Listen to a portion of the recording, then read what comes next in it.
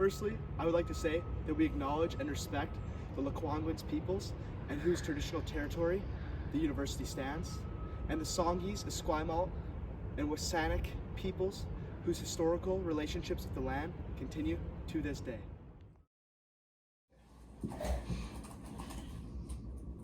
Oh, hi. Didn't see you there.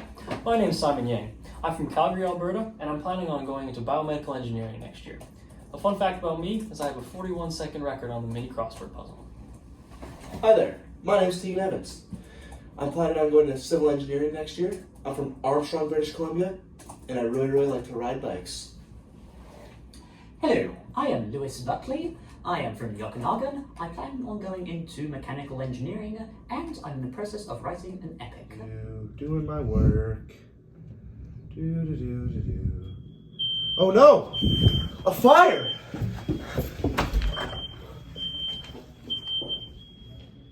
Eventually.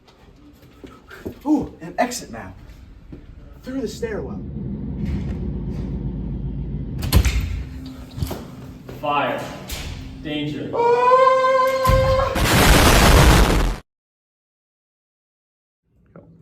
The problem that our group has identified is large building fire evacuation. As you may have just seen, when evacuating a large building, all they have is smoke alarms that detect the fire and beep at you telling you that there's a fire. But that can lead to many issues. The main one that you just saw was me running myself directly into the fire. Traditional fire evacuation maps are very complicated to read and don't update where to go depending on where the fire is. So it might tell you the certain route, but that one could be wrong. And you might already be too late to know where to go, trying to read that large map showing the entire building at once. Our main inspiration to pick this problem came from an experience that all three of our group members had at one time. It was very late at night in our dorm building, and suddenly the fire alarm was going off. When I got out of bed to go find where to go, I was so confused and tired and did not know what exit to take, where the fire was, or how to get out of the building. Okay, as demonstrated in the previous example, large workplace and resident environments would benefit greatly from an informative fire evacuation system.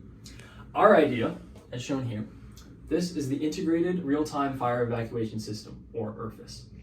IRFES utilizes IR phototransistors as well as thermoresistors to detect the presence of a fire in a room or corridor. Just as a note, because of the constraints of the project and only being able to use 1 pico, we set up 2 sensor arrays on either side of the breadboard to simulate 2 rooms in our fictional building. Okay, our system's wireless user interface features indicators which indicate the status of each room. As of right now, the status is safe. Both rooms are green, everything's fine, no fire detected. If a fire is detected, however, the status will change from green to red, as well as providing a visual giving which exit someone should go to in the event of a fire. If there's fire in both rooms, it can also display a third alternative exit in this room. These status changes are great for accessibility. Those with color blindness can also see if there's a threat because it'll give a visual like please use whatever exit, and anyone just like normal vision can see either. It'll also help people with cognitive and physical disabilities because they might not have the speed or the ability to get to a different exit with a traditional fire system. The system operates by checking both values of both variables, both temperature and infrared, at the same time. If the thresholds are met, then the status will change and users will be informed of the change and will know what to do. All right, now we'll demonstrate our system. So we've got our sensor here, we got the fire here to really show how it works, and we also have the user interface right here. Green, no fire, all good. And then, so if we do a demonstration of room 1, if this were to be implemented, it'd obviously be like stuck to the ceiling as a fire alarm would be. If we take our lighter here, we light it, we wait for it to reach threshold, the light will go on. This is for room 1. This is for room 1, and then if you refresh the user interface, you will see that the room is on and the fire is, and it's telling you to go to exit 2. Okay, and then and now if we do room 2, same thing should happen, just with a different exit, just to show. So if we light it up and we wait for it to reach the threshold value, light will go on, and then user interface will show that room 2 is on and to use exit 1. And then if you let go, it'll turn off.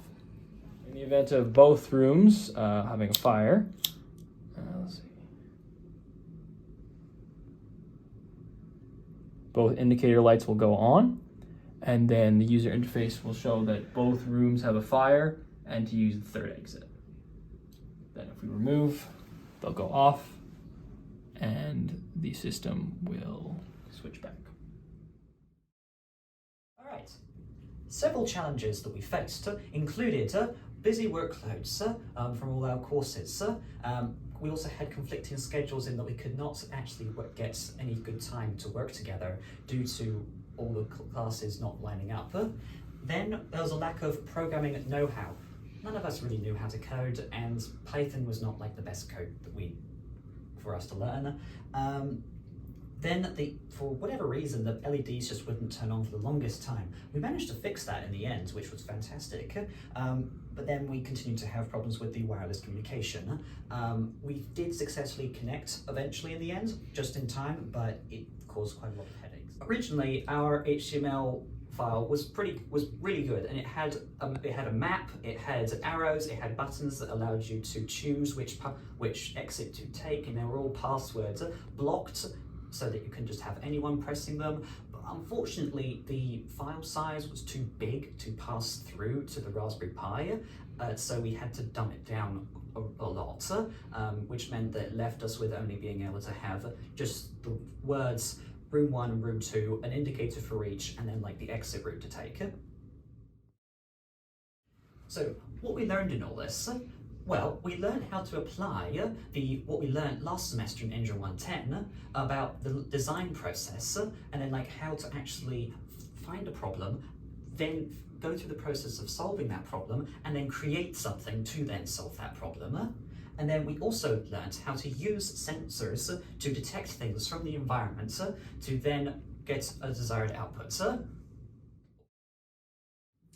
Alright, so this is what we wanted our user interface to look like, which we were unable to do, unfortunately. But as you can see, it has 3 exits with no fire detected, 2 map with 2 rooms, and 3 exits with indicator lights for each one. Now, if there was a fire in one of the rooms, it would tell you give you an arrow for which one to go. Fire detected in room 2, and please proceed to exit 1.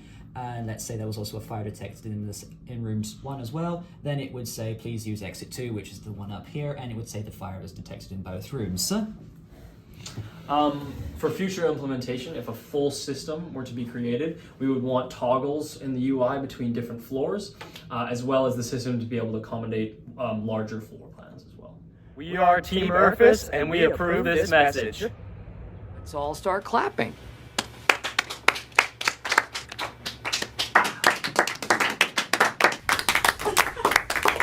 Phyllis.